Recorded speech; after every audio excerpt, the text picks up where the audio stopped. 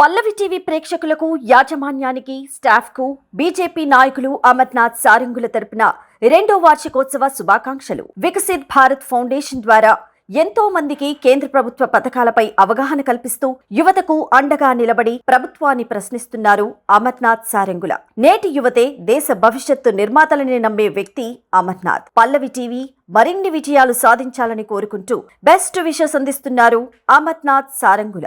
Welcome to Pallavi TV. ప్రస్తుతం ఎస్ఐఆర్కి సంబంధించి కీలక అప్డేట్ బయటకు వచ్చింది. ఇప్పుడు ఈరోజు ఓటరు ముసాయిదా జాబితా విడుదలైంది.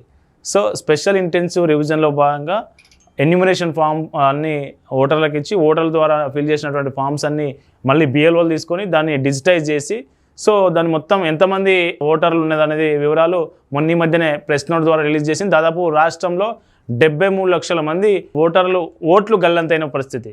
సో మరో 92 లక్షల మంది కూడా వాళ్ళకు ఎస్ఐఆర్ మ్యాపింగ్ అంటే 2002 కంటే పాత ఎస్ఐఆర్తో ఆ వివరాలు సమర్పించకపోవడం కావచ్చు, వాళ్ళ తండ్రి వాళ్ళ తాత ఇట్లాంటి వివరాలు సరిగా మ్యాపింగ్ చేయలేకపోయిన వారు కావచ్చు.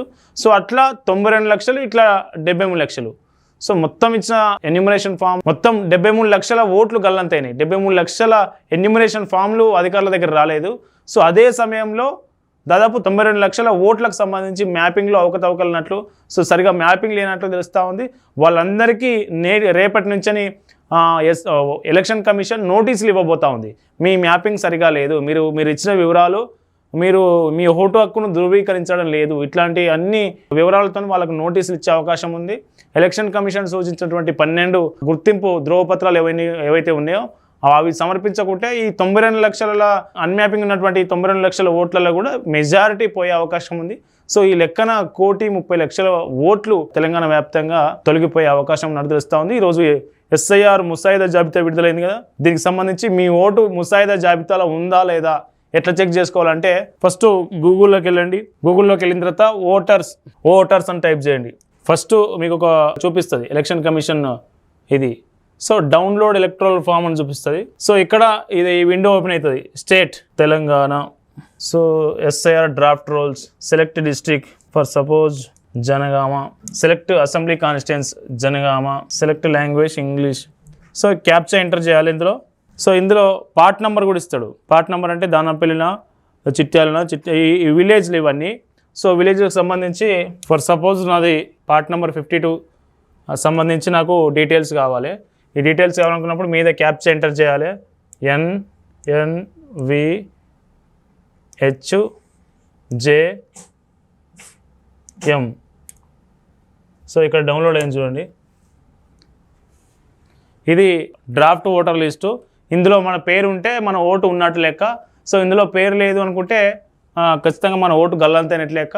ఇందులో పేరుండి మ్యాపింగ్ సరిగా లేని వాళ్ళకు కూడా ఎలక్షన్ కమిషన్ నుంచి బిఎల్ఓల ద్వారా నోటీసులు వస్తాయి. మనం చూడొచ్చు, ఇలా మనకు పేరు ఉందా లేదా చెక్ చేసుకోవచ్చు.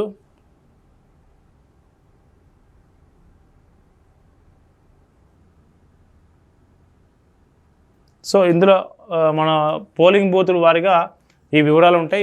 ఈ పోలింగ్ బూతుల వారిగా మీ వివరాలు, ఏ పోలింగ్ బూత్లో మీరు ప్రతిసారి ఓటేసేవారు దాని ప్రకారం మీరు ఇలా సెలెక్ట్ చేసుకుంటే ఆ డ్రాఫ్ట్ రోల్ PDF డౌన్లోడ్ అవుతుంది. ఆ PDFలో మీ పేరు ఉందా లేదా చెక్ చేసుకోవచ్చు. ఖచ్చితంగా మీరు చెక్ చేసుకోండి. తొలగిపోయిన మొన్న 73 లక్షల ఓట్లల్లో మీ ఓటు ఉందా, డ్రాఫ్ట్ ఎలక్ట్రల్ రోల్స్ ఏదైతే ఉందో అందులో మీ ఓటు ఉందా లేదా అనేది ఖచ్చితంగా చెక్ చేసుకోండి. ఈసారి కనుక ఓటు గల్లంతైతే మళ్ళీ వచ్చే అవకాశం ఉండదు. ఈ నెల రోజులు అభ్యంతరాల స్వీకరణకు గడువు ఉంటుంది.